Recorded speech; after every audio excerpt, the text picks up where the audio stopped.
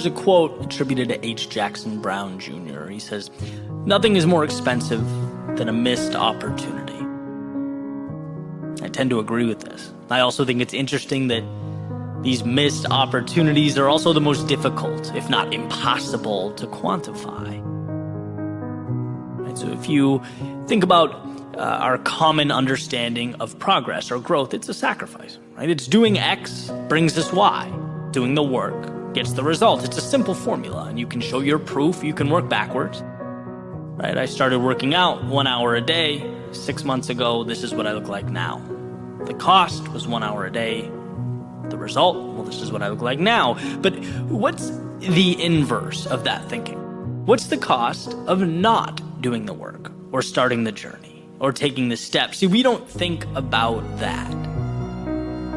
We don't think about the opportunity cost. Our instinct is not to question the actions we don't take.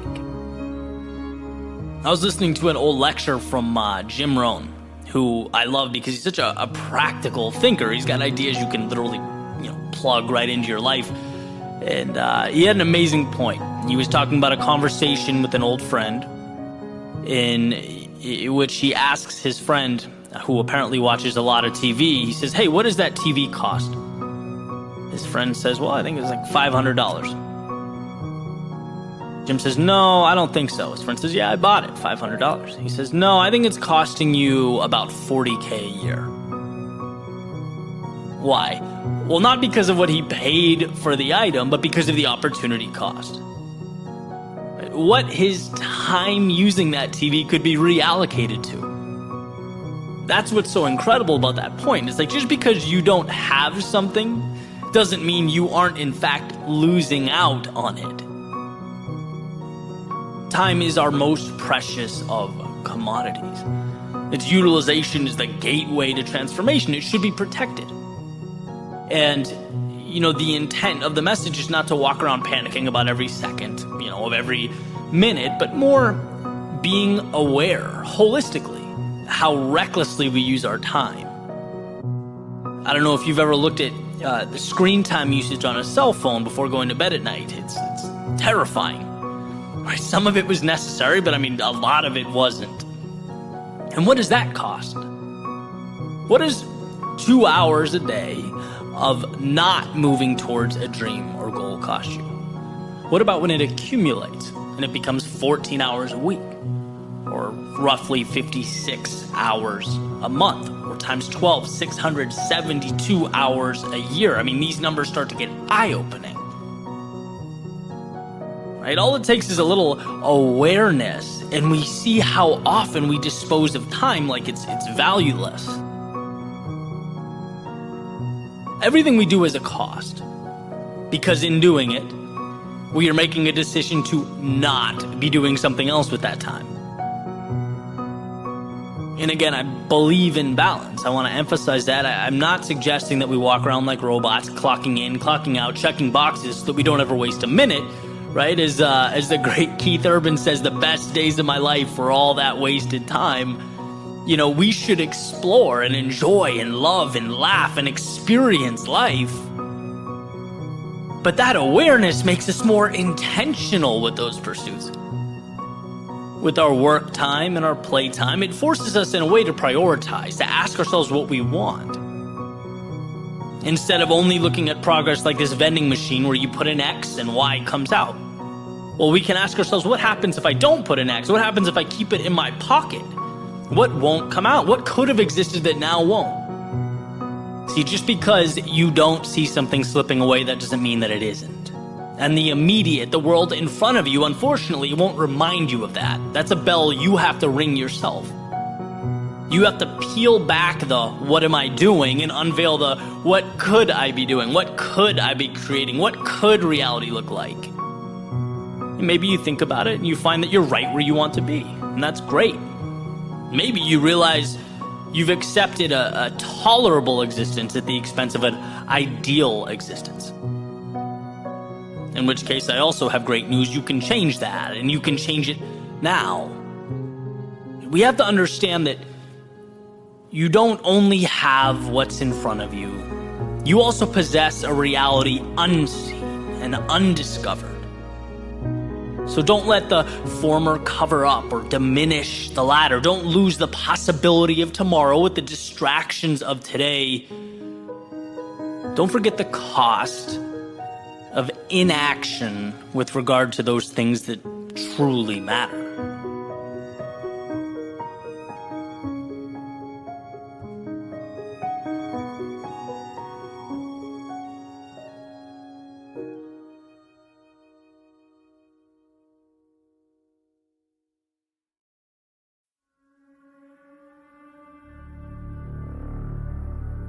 So, life is the sum of the decisions we make.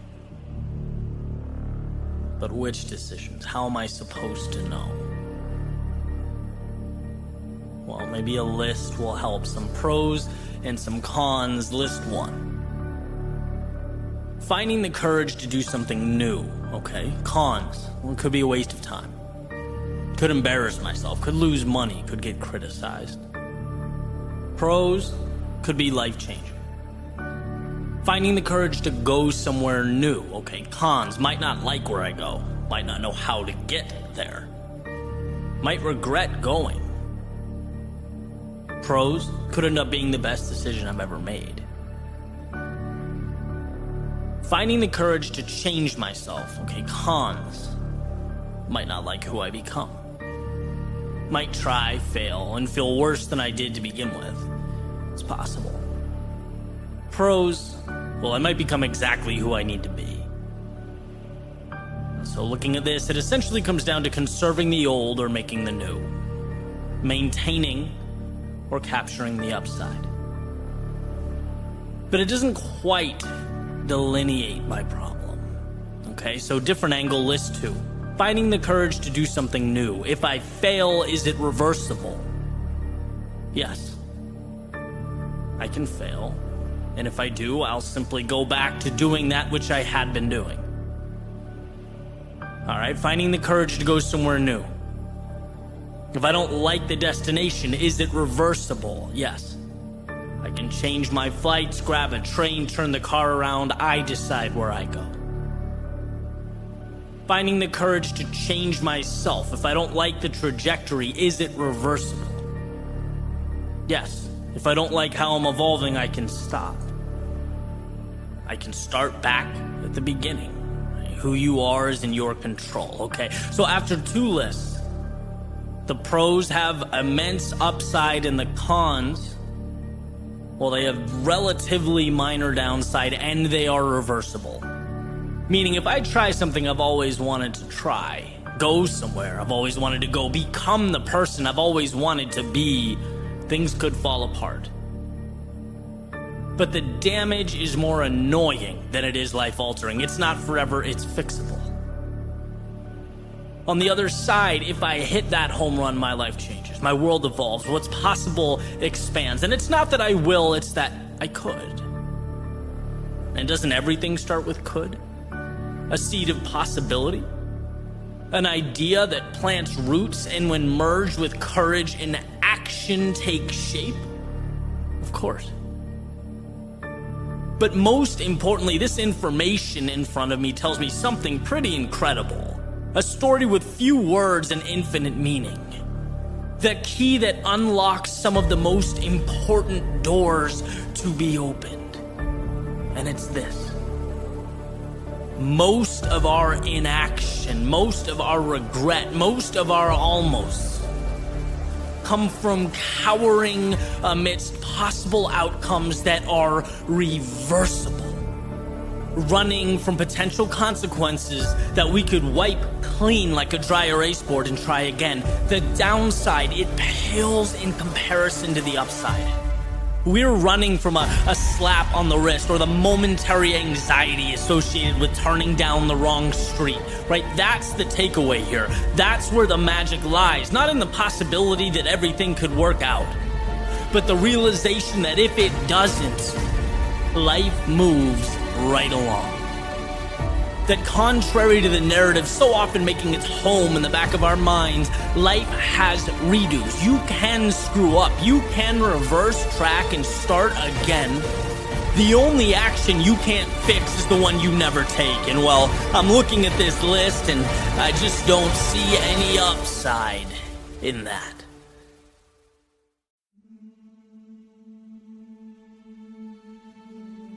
The saying goes, sometimes success is simply hanging on when others would be letting go. And that's it. Holding on. I've spent a lot of time focusing on what I need to do, worrying about what must happen in order to bridge the gap. But there comes a point where the difference comes down to what you won't do, what I refuse to do, where the true victory will be not in saying yes, but in saying no. Simply standing tall when the world demands I bow down. Success will be predicated upon where I build and defend my walls, refusing to be intimidated by the road ahead. I've actually come face to face with this adversary before. In fact, I meet him almost every day. And not on accident. I hunt him despite his strength.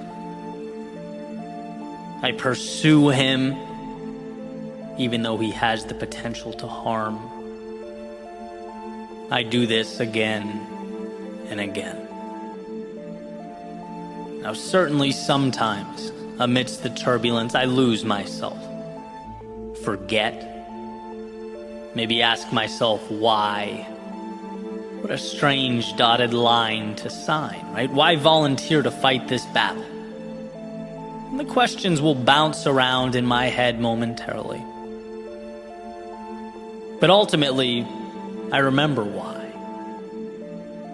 I sign up to face this demon because if I can beat him, I can beat anyone.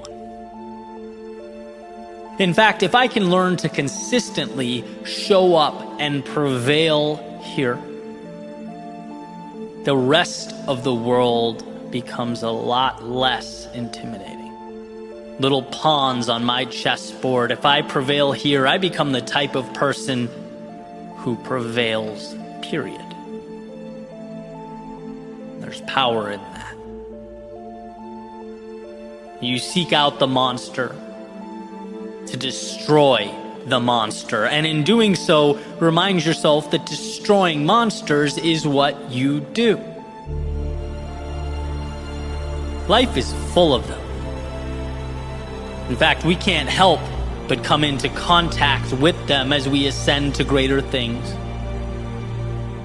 But those moments end up being much bigger than we may have initially expected. It's during these confrontations that we map out our understanding of the world. It's here we decide which rules govern our existence.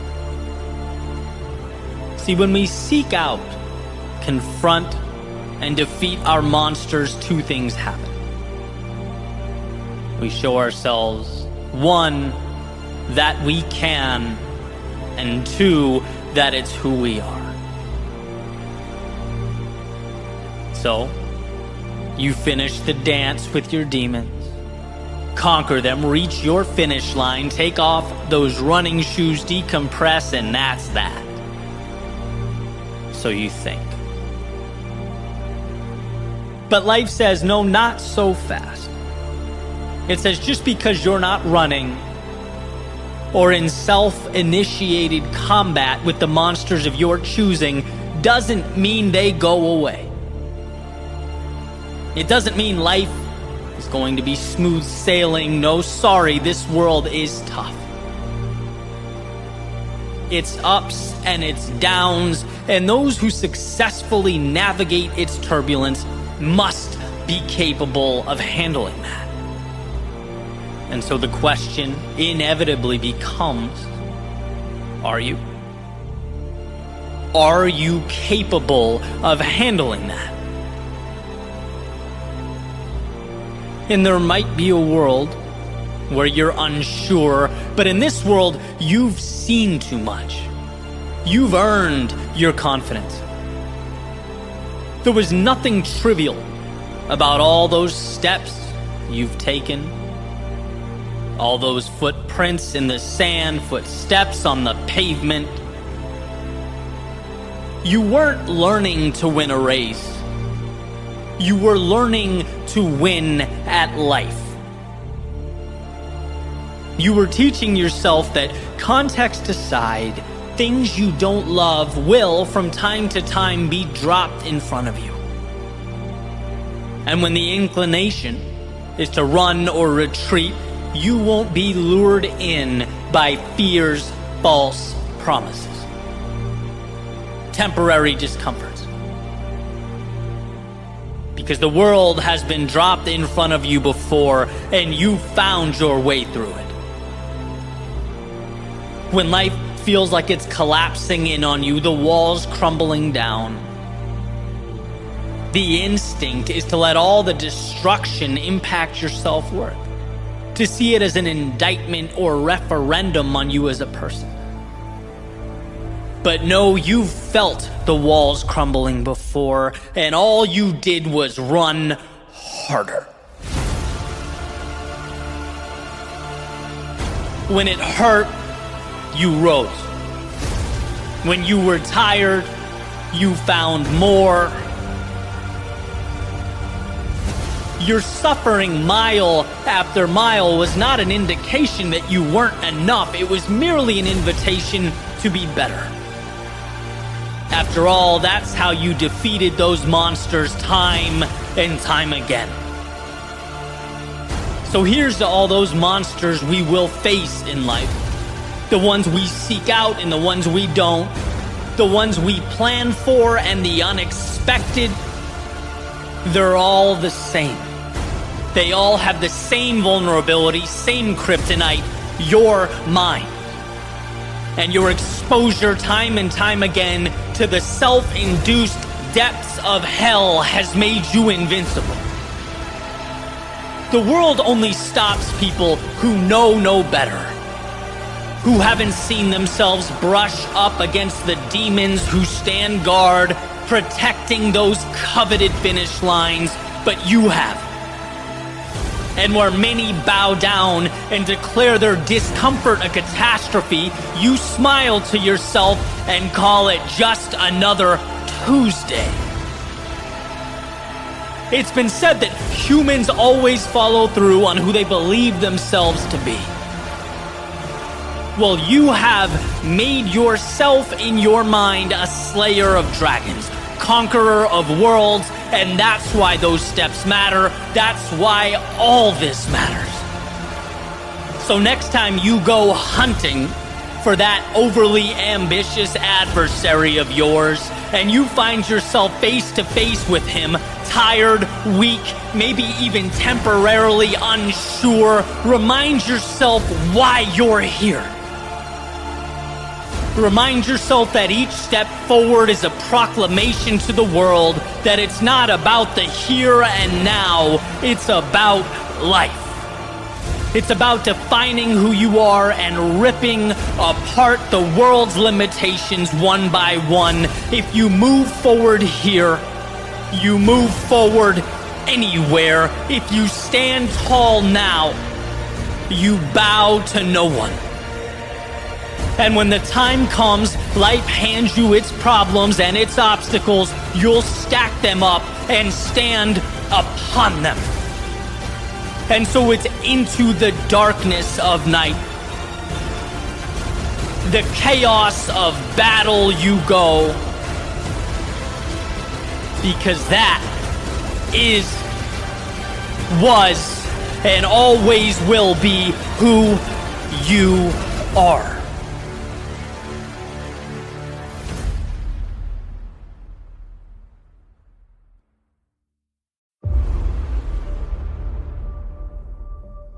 Stop apologizing. Stop apologizing for who you are, what you believe, and how you see the world. Stop apologizing for your failures. They lift you up. They push you to be more. Stop apologizing for being different, unusual, or unique. There's a saying that if you are lucky enough to be different, don't ever change. Embrace that. Hold it. Stop apologizing for taking a path less traveled, for breaking away from the pack. It's not an insufficiency. It doesn't mean you couldn't go their way. It means you have the courage to be yourself in a world trying to make you someone else. Stop apologizing for words that don't align with someone else's ideology or worldview. Your job isn't to appease or conform. It's to grab hold of what lights a fire in you and use it to brighten the world around you. Stop apologizing for your dreams. It's okay to not be content where you are.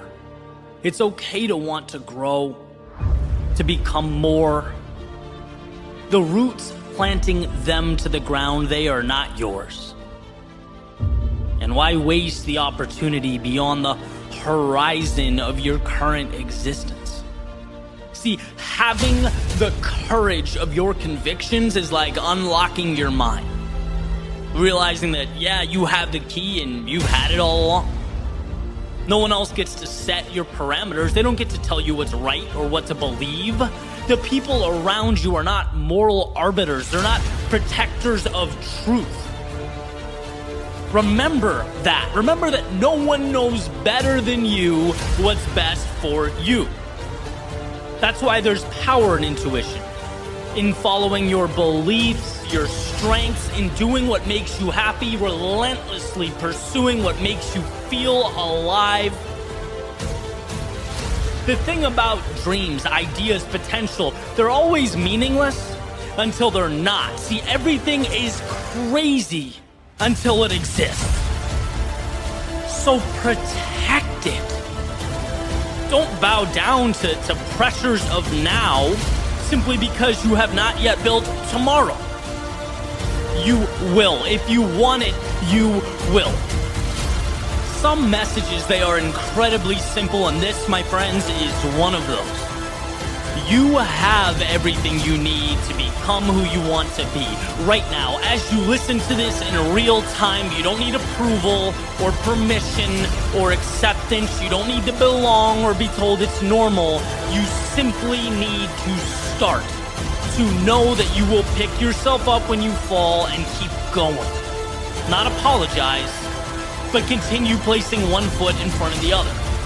Not look externally for a will to carry on that only exists within you. See, the second you begin rewriting the rules, changing the game, you put yourself in position to emerge victorious.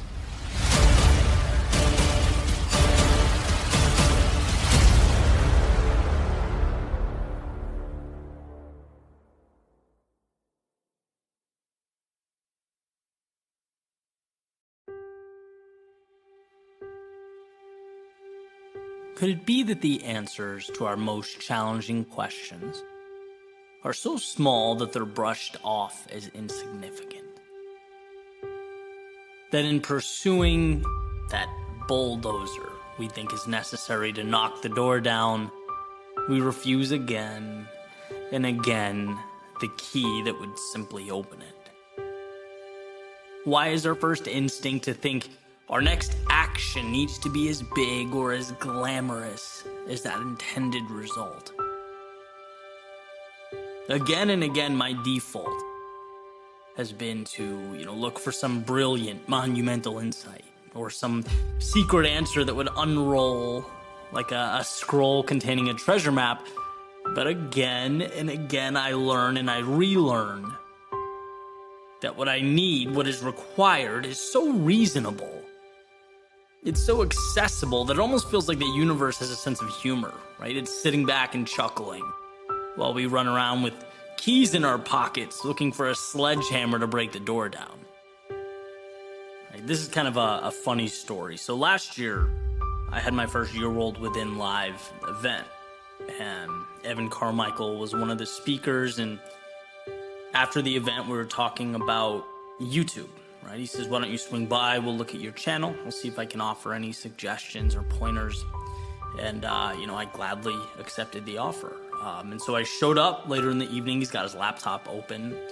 He's running all these tests, right? There's graphs and there's charts and comparison tables. And my first question is obviously, what are you doing? And he says, I'm testing my YouTube titles and thumbnails. And I'm thinking, interesting.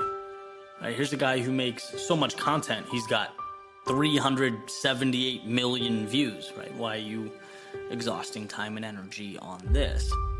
So I asked him, Evan, does it really matter? I mean, if your thumbnail picture's orange or yellow, or if there's a face on the left or right side, or if it's capitalized or not, right? If it's good, people will show up and they'll watch it. Isn't that what matters? Well, it turns out I was wrong. In fact, I couldn't be more wrong. And when you're talking about a channel with millions of impressions, making a small change in color could mean your videos are clicked 1% more, which means thousands, if not millions, more views, which means it's shared more, seen more, which means the channel grows. And that's not from him going back and recreating and reinventing the wheel. No, it's using the key he has in his pocket right now. And that's the reason I found this so incredible, because until that moment, I'd always approached the platform with a sledgehammer, right? Using our metaphor. I had this idea that, I truly found to be an epiphany and changed the way I think about things. So I'd get really excited. I'd make a video about it. I'd release it out to the world, and maybe it wouldn't do so well. People wouldn't watch that particular video. It would just kind of sit there. And my thought was always, all right, hey, it worked for me. Must not have hit for everyone else. That's life. On to the next one. Never did I think for a second that, hey, you don't need to recreate the wheel. You're looking for a bulldozer when you need a key, right? You need to slightly adjust the titling or make the thumbnail more appealing, right? And the idea is these little tweaks are sometimes all that's required. We think we gotta reach out and find some answer or readjust every aspect of what we're doing. And it's like, no, it's a little thing and it's right in front of you and it's very manageable and it's very realistic. And believe me, especially for people that aren't content creators, and there's a lot of you listening to this right now, I get how trivial it seems. But isn't that the point? And sure enough, within the next few months, I changed some thumbnail pictures around, and 2 videos that were just sitting there got hundreds of thousands of more views. And I, as I tend to do, look at the bigger picture. Well, how many times in life are you trying to find this monumental answer? And it's like, no, tweak here, adjustment here, change the way you are measuring success. And it changes your tactics. Think about productivity, right? I've been in the same boat. I want to be more productive. So how? Well, maybe if I get better at scheduling, I'll get scheduling tools, maybe some time management apps. I know I'll do a daily checklist. That'll do it. That's what I need. But in reality, the commonality when I have productive days is they all consist of me waking up, not stressed, having time to think, reflect, plan, and moving on. And it flows into every other aspect of my day. Right? It doesn't require me to buy some $1,000 productivity course. Big result often requires small, manageable action. And again, the point here is that change can feel overwhelming because I think the default mechanism is to assume the next step needs to be as big as that desired result. It's like, oh, I want to climb that mountain, so I have to figure out a way to jump that high. No, that's not true. You have to take small steps many times.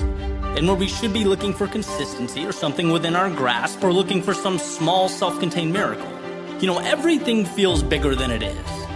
It's an interesting part about growing up. You realize everything's not as big and intimidating and shiny and sparkly as it appears to be. We have the tools right now in real time. In fact, they're very ordinary, very unimpressive, and that's with goals just like people. I grew up seeing pictures of my grandfather, who was an admiral in the Navy, talking to American presidents and heads of state. And I'd ask him, how was that? What was that like? And he'd always say, look, they put their pants on one leg at a time, just like I do, just like you do. Right? I think in a lot of ways, we need to take the glamour and the mystique away from the things we want and the people we aspire to be like, right? Big goals are an accumulation of little steps. and quote-unquote successful people are ordinary human beings who had the courage to take those steps. Not for attention or likes or follows, but because they cared and they respected the process enough to stick it out. And so can I, and so can you, right? You have everything you need. Whether you're talking about creating on YouTube or putting yourself in position to conquer the day, learning or emulating those you admire, nothing is otherworldly for you. Sure, you'll have your strengths and your weaknesses because we all do, but there's no magic you need to find or acquire, no bulldozer or sledgehammer needed to lessen the gap between real and ideal. Just the understanding that the key in your pocket, the one you already have, will get you through the door. It's not a commitment to perfection, it's a commitment to remind yourself that every time you're stuck or overwhelmed or lost, that perhaps you're looking for miracles in the clouds when the solution is simple at your feet. It's not the mountain, it's one rock. It's not the forest, it's one tree. It's not the journey, it's one step. And as time goes by, you'll find yourself moving beyond that previous reality, beyond those looking for the home run or otherworldly answers, and beyond the narrative that you don't have what it takes because you do and you always did. You simply had to commit to walking that path.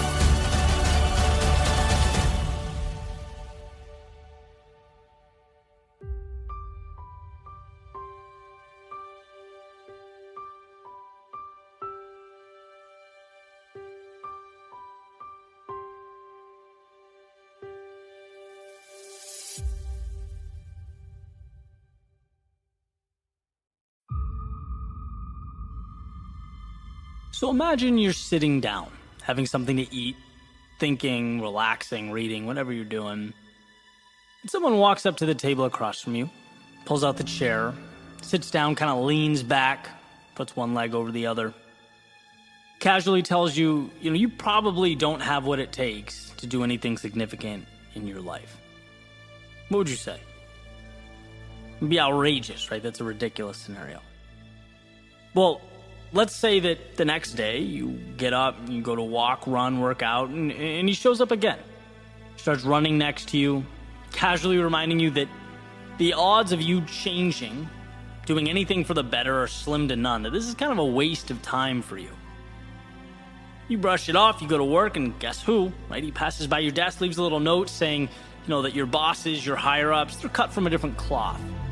They just see things in a way you can't. You'd probably tell that person to take a long walk off a short pier, right? Or at the very least, you'd understand how absolutely insane the situation is. People can't just walk up and talk to you like that. But now imagine that same person is you, living rent-free in your head, and here's the catch. You invited him in. You allowed the negativity and the doubt to live there. See, every time I think about that self-talk, I can't help but wonder, in a world of obstacles to navigate and challenges to tackle, why is it acceptable for your biggest obstacle to be you? Why should you allow or be okay with that? And I'm not saying everything's perfect all the time, every thought's pure bliss, but I am posing this question. If you don't believe in yourself, how do you expect anyone else to? If you're not your biggest ally, if you don't respect the person staring back at you in the mirror, how do you expect the world to? Why is our inclination to tense up and refute the negativity from others, but sit back and accept the same nonsense in our own heads? If those words don't support what you're trying to build, I don't care who they're from, where they come from, why they're there, they don't deserve your time. And it's a simple awareness that they are not truth, but merely your fears and your insecurities trying to stop you from becoming who you might be. My biggest leaps in life, they didn't come from physical milestones or benchmarks. They came from mental shifts, convincing myself, believing myself, trusting in myself.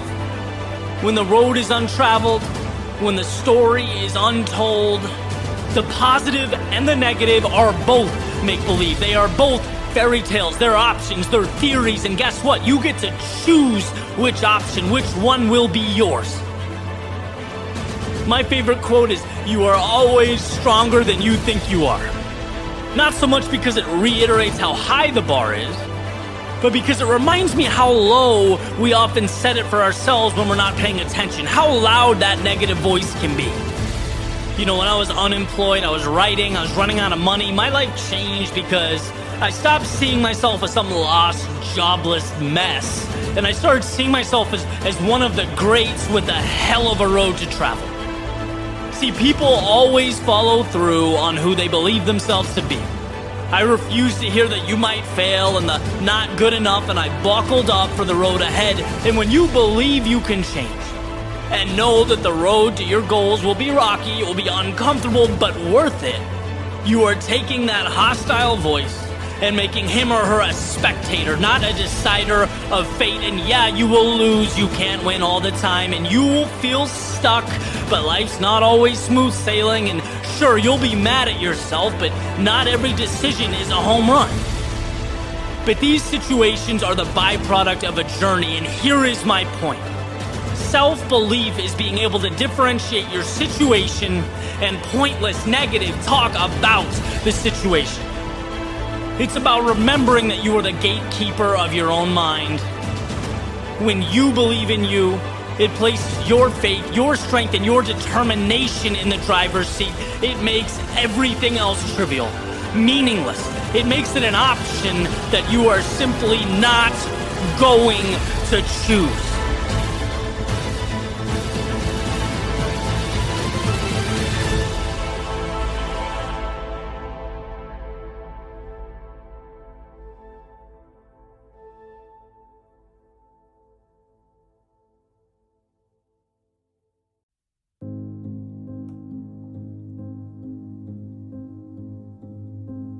The world, it needs you. But it needs the real you. Not the one with the mask, looking to blend in. Nor the one making all those concessions to avoid being left out. No, the real you. With your flaws and your insufficiencies, your strengths and your gifts, your hopes and your dreams. It needs the you that so often hides away underneath that blanket of caution and skepticism. The you that's coupled with vulnerability, more easily ignored than brought to life with conviction, but that's the you this world needs. When I was younger, I seemed to separate life into two categories. Me in one, and everyone else in the other. And guess which of the two categories I assumed had it all figured out? In my mind, I was the one, the only one who didn't know. The one who was winging it, stumbling my way through each and every day.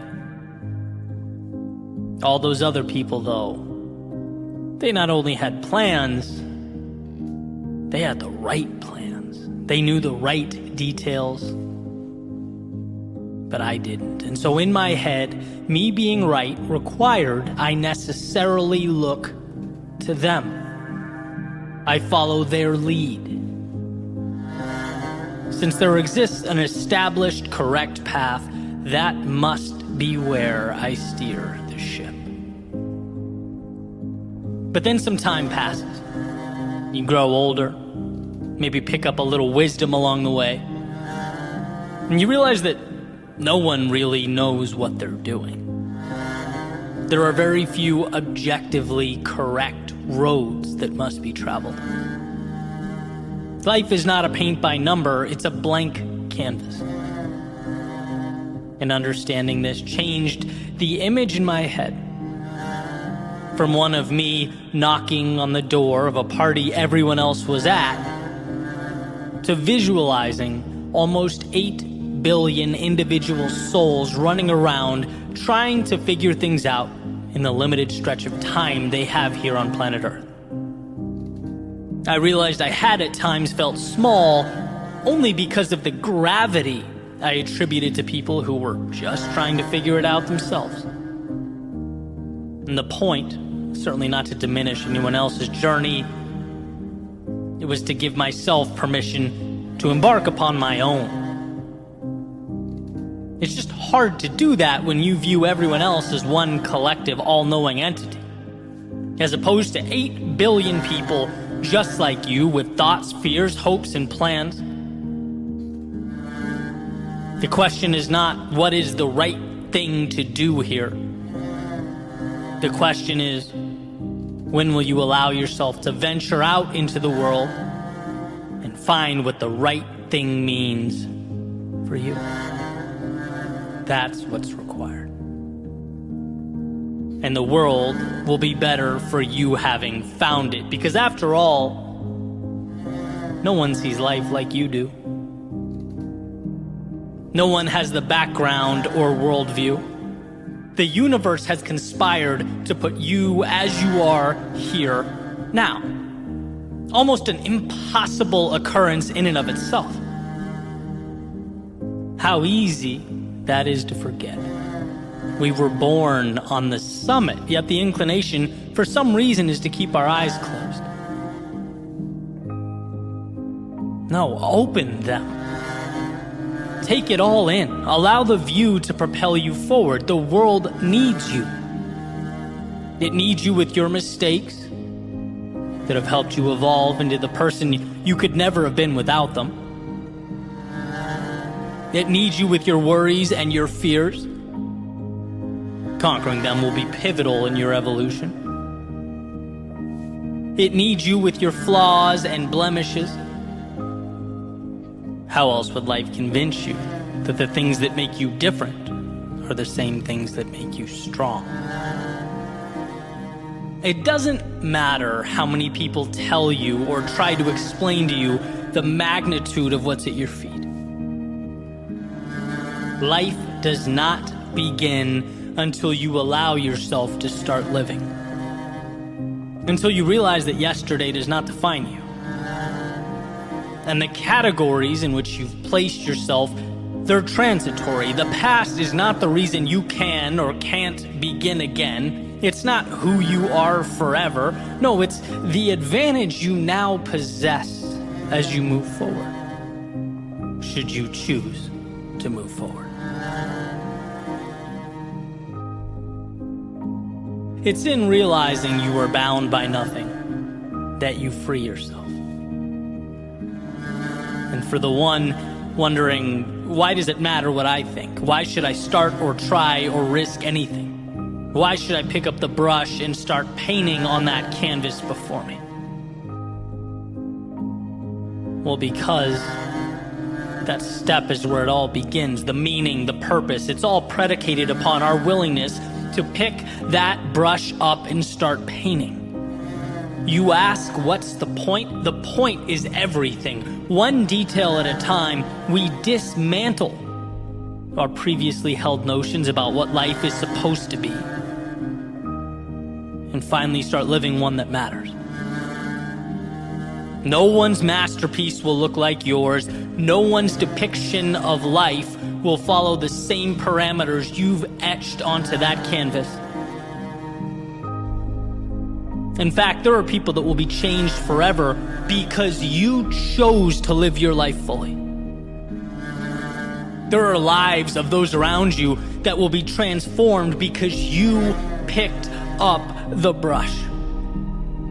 There are stories that will now end in triumph because you found the courage to start, to see light in yourself.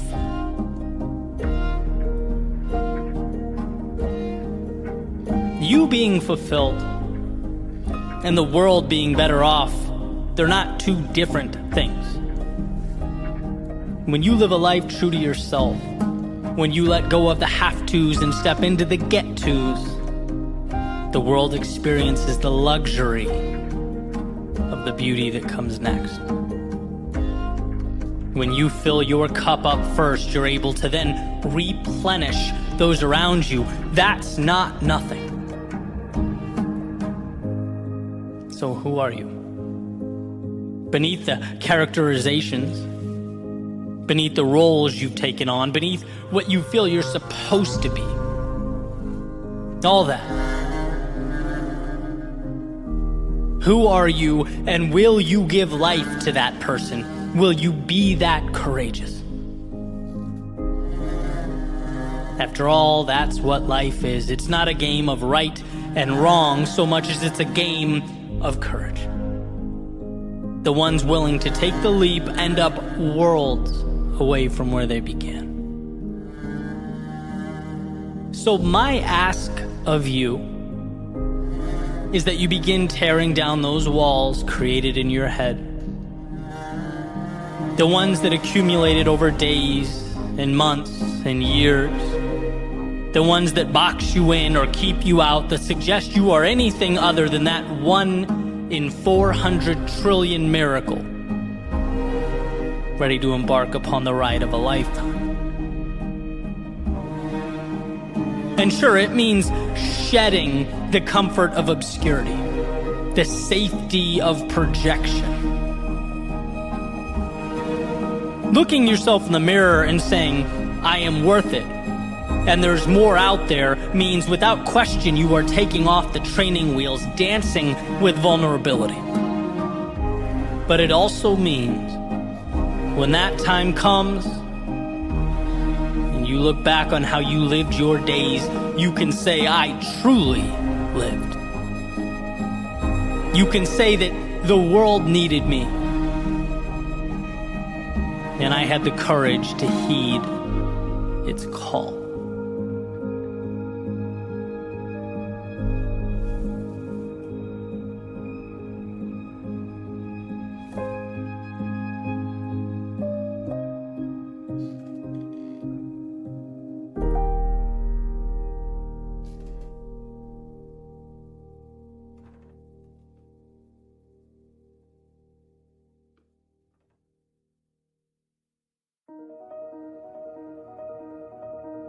Normality is a paved road. It's comfortable to walk, but no flowers grow. Vincent van Gogh. What is normality? Well, according to the dictionary, normal is the usual, average, or typical state or condition.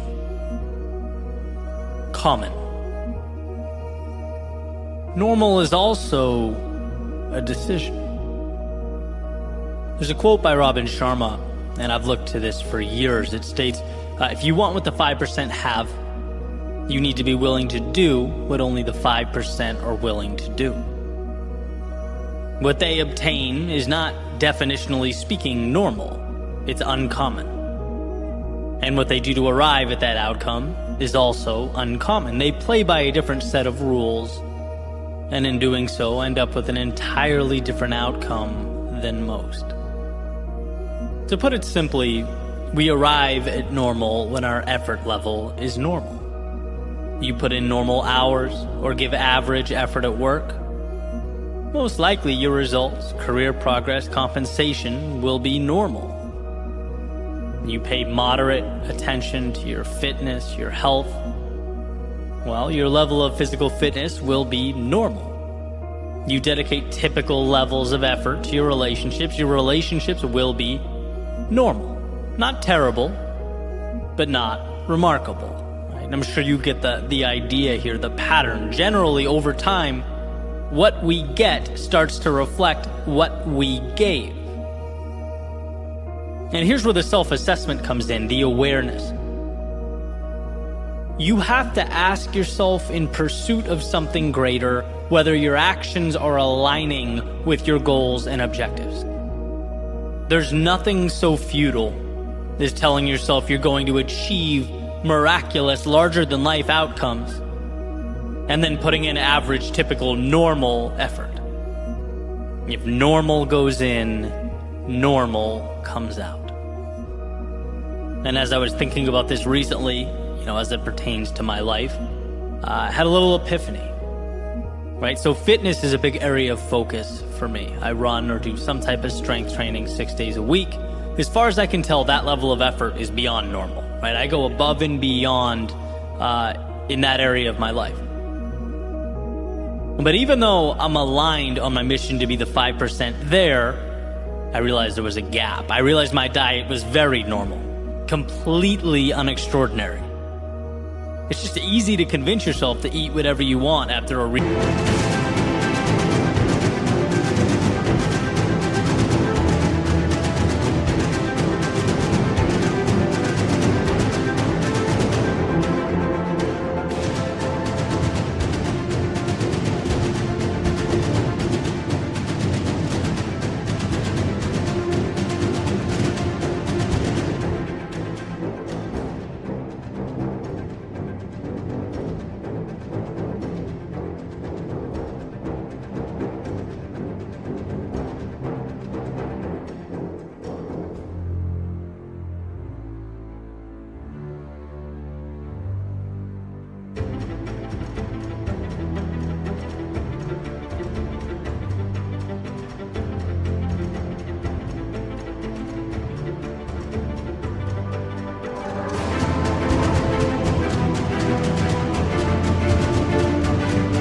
long run, right? Why not pizza? After all, it's the normal thing to do. But I had to remind myself that what I wanted in that area of my life, holistically, is not normal. Therefore, the inputs cannot be normal. It was time to start standing up to those things that are very easy to say yes to rationalize. And that's the idea here. I pick my 5% categories where I truly want to excel and make sure there is nothing normal about their development. You want top tier results? You have to give top tier effort. Make the sacrifices, map out the path. You know, I've come to see this differently over the years. It's not an indictment against you as a person for choosing normal, but know that it is indicative of a choice. And the output eventually comes to align with the input. All the actions or lack thereof stack up to resemble something. And it's up to you to decide what that is. And so the next question, perhaps somewhat of an obvious one, is when it comes to the things that matter most to you, why stay confined to normal? It's the above and beyond, the peak experiences, the times we overcame, fought and won, took the risk and came out on top. That's when we are at our best. That's when we get the most from life. So is normal the end of the world? No. It's just that abnormal is the beginning of one.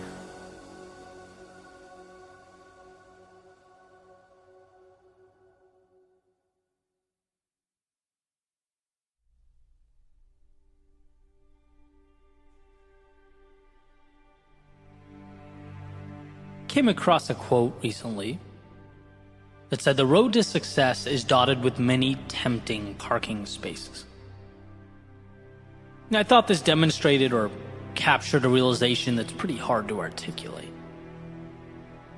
And that is just how tempting it is to rationalize stopping or discontinuing your journey when life gets tough.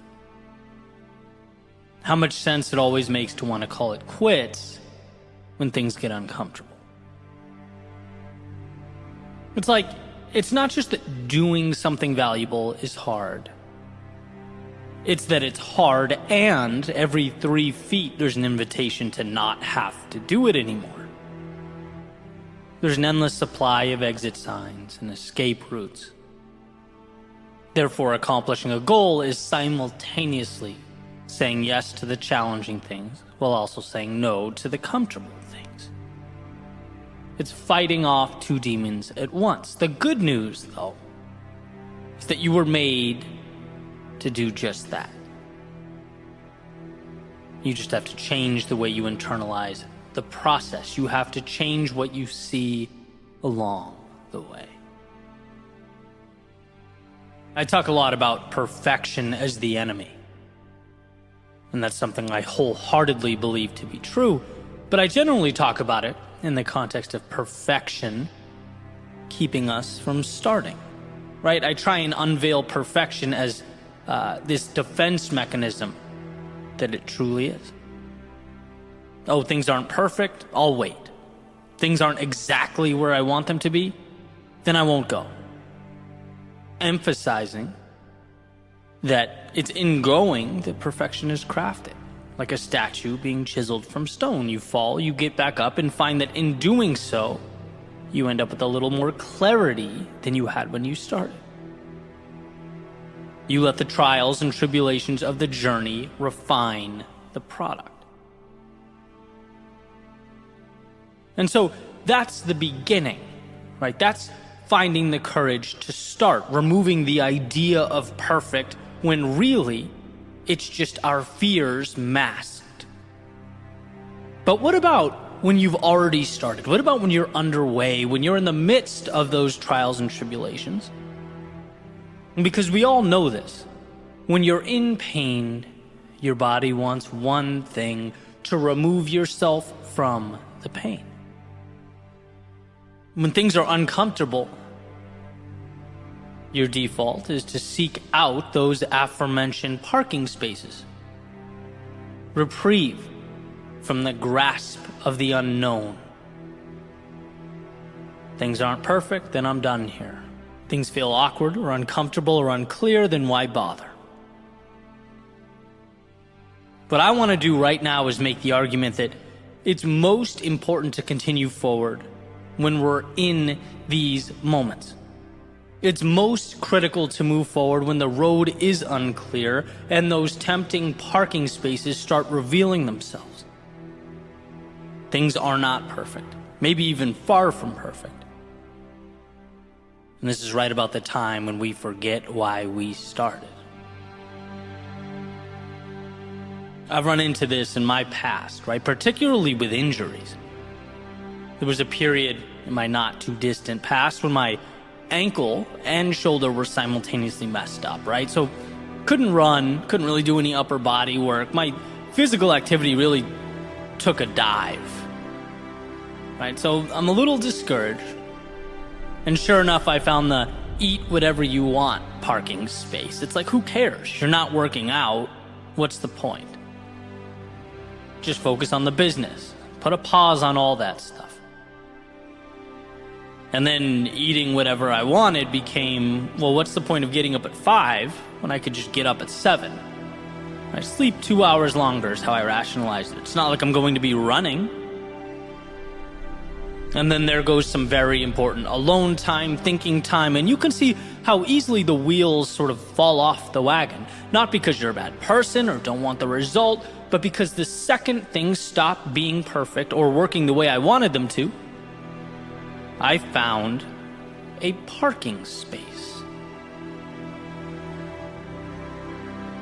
There will be few stretches of time in life when everything's perfect. Things going exactly how you want them to, it will simply be the exception, not the rule. And then the question becomes, can you put your head down and continue forward, knowing that life will call for adaptation and adjustment? But that those tempting exit signs are not for you. They are weakness. They are for those who forget their strength and their courage. I mentioned a little while ago that growth is fighting two demons. Saying yes to the mountain ahead and no to the off-ramps. But when you step back and look at things different, you change the dynamic. You put the odds in your favor. When the off-ramps become reminders of your strength as you pass them one by one, indicators of your commitment to move forward. And when the mountain ahead becomes merely the way, not some giant sacrifice or monster, but merely a path, things simplify in a way that empowers you on your mission. There is no perfect or imperfect. There is adjusting when necessary and taking the next little step along the way. And using the previous example, it's like I'm injured, okay? This will definitely be a time for adjustment. Maybe it's yoga, stretching, practicing being more patient, maybe greater emphasis on meditation, mental strength, whatever it is, but we don't stop. We continue stepping forward. The next step will look a little different, but that's all. If perfect is a standard one seeking to maintain, they'll always be pulling over. They'll always be backing off, because very rarely do we have stretches of perfection. Life is an adjustment game, not a perfection game. Life asks, what can you do when your hands are tied behind your back? What can you do when you're tired? What can you do when you've just endured loss, when your pride hurts, your plans fail? And trust me, that's when you see all those off-ramps. That's when something in the back of your mind says, hey, all this goes away if you just throw in the towel. Just go seek perfection somewhere else. You'll find it there. But you can chase that rabbit down a million paths. There is no perfection waiting for you, and there is no flawless pursuit. Life comes down to what will you do now? Where you are with what you have, can you find a way to win when it hurts? Look, we all need to understand that life is innately difficult. And success calls for a simplification that is adapting and stepping forward. That's all. Things are hard, you step. Things don't go as you planned, you adapt and you step. But you are always moving towards that North Star, whatever it is for you. It's deeming those parking spaces insignificant with regard to your life and your journey. Quitting is not brought about by the external world. No, failure is a decision. Failure is saying, you know what, this costs more effort than I'm willing to pay. Those parking spaces have become more tempting than the top of this mountain. Failure is a choice. And so, for one to succeed, they must simply stay in motion. Choose adaptation over a self-imposed end. Yeah, enjoy those moments of perfection, the times the stars do align. But see them as the exception, not the rule. We are not defined when things are great. We are defined by our ability to pick up the pieces and keep moving forward when they're not. Our lives are shaped by the exits we don't take, the parking spaces we don't even notice as we ascend the mountain that is life. Because anything other than the road ahead was never an option. You didn't succeed because things were perfect. You succeeded because you found a way to win when they weren't.